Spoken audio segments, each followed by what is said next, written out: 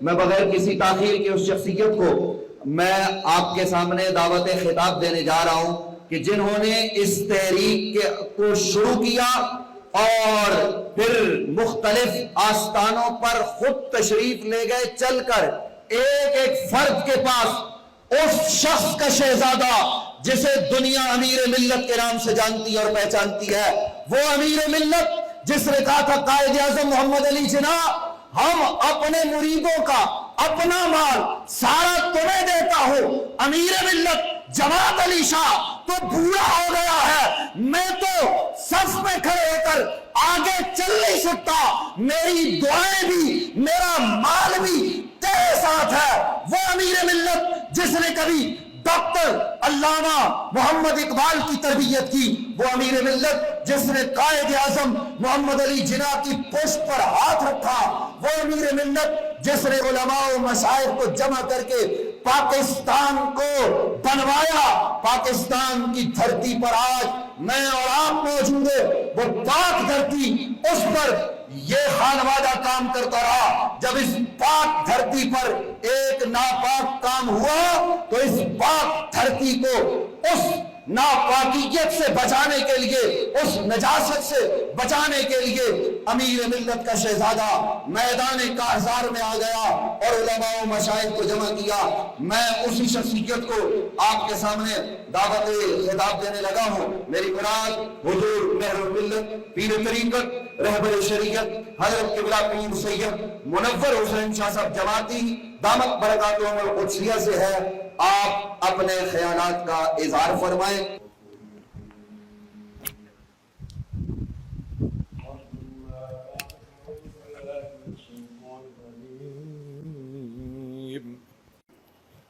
ادع إلى سبيل ربك بالحكمة صدق الله مولانا العلي العظيم وبلغنا رسوله النبي الكريم إن الله وملائكته يصلون على النبي يا أيها الذين آمنوا صلوا عليه وسلموا تسلیما صدق اللہ مولانا العلی العظیم وبلغنا رسوله النبی الکریم ان اللہ وملائکته یصلون علی النبی یا ایہا الذین آمنوا صلوا علیہ وسلموا تسلیما الصلاۃ والسلام علیک یا سیدی یا رسول اللہ وعلی آلک واصحابک یا سیدی یا حبیب اللہ۔ حضرات مشائخ الزام، علماء کرام، سکالرز، سامعین ذی وقار، آج کی اس عظیم الشان مخدومہ کونین کانفرنس میں تشریف لانے پر دور و دراز سے مشائخ الزام جو تشریف لائے، علماء کرام اور مفتیان، ان کو مبارکباد بھی پیش کرتا ہوں اپنی طرف سے، اور حضرت قبلہ پیر صاحب کی طرف سے خراج تحسین بھی پیش کرتا ہوں۔ اور حضرت پیر صاحب فیروزی صاحب اور ان کے صاحبزادگان، بالخصوص محمد عثمان فیروزی بھی مبارکباد کے مستحق ہیں کہ شروع دن سے ہی انہوں نے اس تحریک کا حصہ بن کر فرنٹ لائن پہ کام کیا، اور مفتی صاحب، ان کے ساتھی اور دیگر احباب بھی۔ اللہ تعالیٰ مفتی حنیف قریشی صاحب چونکہ علیل تھے، سیدہ بیوی پاک کی نسبت سے دعاؤں نے مفتی محمد حنیف قریشی صاحب کو صحت کاملہ سے نوازا۔ اس تحریک میں دیگر بھی جتنے بھی احباب شریک تھے اور شریک ہیں، وہ بھی مبارکباد کے مستحق ہیں۔ میں چونکہ ایک ایک کا نام لوں گا تو وقت کافی ہو جائے گا۔ حضرات گرامی، فتنوں کے دور میں ایمان کی حفاظت کیسے کی جائے؟ میرے آقا نبی کریم محمد مجتبیٰ صلی اللہ علیہ وآلہ وسلم، کیونکہ آج آپ سمجھیں گے کہ شاید کوئی میں نے کوئی نئی بات کر دی ہے، نہیں، یہ اس امت میں مختلف فتنے مختلف اوقات میں آتے رہے. میں نے اس کا نام رکھا فتنہ ہے دجالیہ, اور میں حکومت کو بہت پہلے یہ باتیں باور کرا چکا ہوں, اور یہ ساری باتیں میری ریکارڈ پر موجود ہے. 17 تاریخ کو جب 8 دن گزر گئے, اس کے بعد میں نے جب دعوت مباہلہ دی تو وہ چھوٹا سا کلپ میرا چڑھا ہوا ہے, لیکن اس کی تفصیلی گفتگو جو ہے وہ اخبارات کے ریکارڈ پر موجود ہے. اس گفتگو میں میں نے کہا تھا, جو دال بدل کا فتویٰ آیا ہے, میں نے اس وقت یہ بات کہہ دی تھی کہ پیش گوئی کرنا میری عادت نہیں, میں لیکن تمہیں بتا دینا چاہتا ہوں کہ یہ شخص گمراہ ہو چکا ہے اور دوسرے لوگوں کو بھی گمراہ کرنے کی کوشش میں ہے, بچ جاؤ اس سے. اور میں نے اس لیے مباہلے کا اعلان کیا تھا تاکہ امت مسلمہ اس تفرقے سے بچ جائے اور فرقہ واریت سے بچ جائے. اور میں نے کہا تھا کہ جناب ڈاکٹر صاحب تم آؤ, ہم دونوں جو ہیں میدان میں آتے ہیں, چھوڑو مناظروں کو, چھوڑو مذاکروں کو. مذاکروں سے بات اوپر نکل گئی, تمام حجت کامل ہو گئی, مذاکرے اور مناظرے اور مباحثے کامل ہو گئے. اب ہم مباہلے کے میدان میں آتے ہیں, علی پور سیدہ میں آگ جلاتے ہیں, آپ بھی آ جائیں, ہم دونوں اس آگ میں سے گزرتے ہیں. جو سچا ہوگا وہ بچ جائے گا اور جو جھوٹا ہوگا, میرے یہ الفاظ تھے کہ ڈاکٹر صاحب آپ اپنے موقف کے ساتھ اس آگ میں داخل ہوں گے جو آپ نے بیان کیا ہے. ابھی مفتی صاحب نے جس کے بارے میں ذکر کیا ہے, خطا کے جو الفاظ استعمال کیے گئے آج قوم کو گمراہ کرنے کے لیے, چونکہ یہ سوشل میڈیا کا دور ہے اور سوشل میڈیا میں بڑی آسانی سے اس کا مقصد یہ ہوتا ہے کہ ملک کے اندر سے قوتیں اور طاقتیں جو ہیں ان کو خریدا جاتا ہے اور ان سے کام لیا جاتا ہے اور وہ ان کے کام کرتے ہیں. جیسے مثلا کوئی بڑا لیڈر ہے, اس کو خرید لیا, اس سے کام لیے, اب میں نام لینا مناسب بھی نہیں ہے. اسی طرح علماء کو خریدا جاتا ہے, اسی طرح دیگر جو بڑی بڑی شخصیات ہیں ان کو خریدا جاتا ہے. ابھی مفتی صاحب نے بھی بات کی, دیگر احباب نے بھی بات کی کہ بھائی 1400 سال سے ایک بات مسلمہ ہے, اس کی ضرورت ہی نہیں ہے. تو 1400 سال کے بعد جو ہمارے اکابر نے جو باتیں جناب ختم کر دی, جن پر ساری باتیں ختم ہو گئی, اب 1400 سال کے بعد اس بات کو عین اس وقت میں لانے کی ضرورت کیا پیش آئی؟ کوئی ضرورت نہیں تھی. لیکن آپ اس بات کو ابھی جلدی نہیں سمجھیں گے, اور میرے وہ نوجوان ساتھی اور وہ علماء, میں ان کی بھی توجہ دلانا چاہتا ہوں, ان مفتیوں کی اور ان علماء کی جو ہمیں تو سبق دیتے ہیں, ہمیں تو کہتے ہیں کہ جناب آپ ایسا نہ کریں, آپ فلاں نہ کریں, آپ فلاں نہ کریں. میں ان سے پوچھتا ہوں کہ بھائی اس وقت آپ کی غیرت کہاں مر جاتی ہے جب وہ شخص جو ہے وہ ہمیں ان پر کافر کہتا ہے, وہ جناب پیر کریم شاہ صاحب کو کافر کہتا ہے, وہ موری خان رضوی کو کافر کہتا ہے, اور وہ پیر محمد افضل قادری کو کافر کہتا ہے, مفتی اشرف القادری کو کافر کہتا ہے, اور کوئی بندہ بھی ایسا نہیں بڑے بڑے بندوں میں سے جس کو چھوڑا ہو کفر سے نیچے. اور جہاں اس کا کفر سے کام نہیں چلا وہاں نیچے کے طبقے میں اس نے دیکھا تو وہاں رافضی اور نیم رافضی کہہ دیا. ہم لعنت بھیجتے ہیں رافضیوں پر بھی, نیم رافضیوں پر بھی, ناسبیوں پر بھی اور خارجیوں پر بھی. اور جو اس وقت سوشل میڈیا پر ان کے ایما پر جھوٹے پروپیگنڈے کر رہے ہیں, ان پر قرآن کریم کے ارشاد کے مطابق لعنت اللہ علی الکاذبین. میں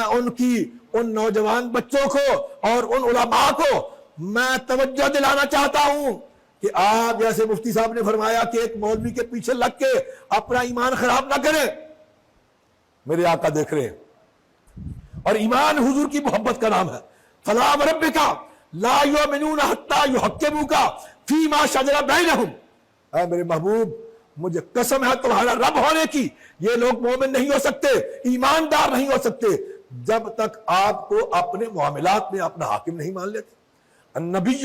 اولی بالمؤمنین من انفسہم, فرمایا کہ ایمان والے وہ لوگ ہیں جو نبی کریم صلی اللہ علیہ وسلم کو اپنی جانوں سے زیادہ پیارا سمجھتے ہیں. اور لا یؤمن, حدیث پاک میں میرے آقا کا ارشاد گرامی, لا یؤمن احدکم حتی اکون احب الیہ من والدہ وولدہ والناس اجمعین, کہ تم میں سے کوئی بھی شخص مومن نہیں ہو سکتا جب تک میں اسے اس کی جان سے, والدین سے, عزیز و اقربا سے, رشتہ داروں اور بیوی بچوں اور غرضے کے دنیا کی ہر چیز سے محبوب اور پیارا نہیں ہو جاتا اس وقت تک تم میں سے کوئی شخص مومن نہیں ہو سکتا۔ حب محبوب خدا، اے دل جسے حاصل نہیں، لاکھ مومن ہو مگر ایمان میں کامل نہیں، وہ اپنے آپ کو لاکھ مومن سمجھتا ہے۔ میں ان نوجوانوں کی توجہ دلانا چاہتا ہوں اس بات کی طرف کہ خدا را اپنے ایمان کی فکر کیجئے، یہ فتنوں کا دور ہے۔ صحیح مسلم کی روایت کے مطابق سیدنا ابو ہریرہ رضی اللہ عنہ سے مروی ہے، رسول اللہ صلی اللہ علیہ وآلہ وسلم کے فرمان کا مفہوم ہے، حضور فرماتے ہیں کہ جلدی جلدی اچھے اعمال کر لو، جلدی جلدی اچھے اعمال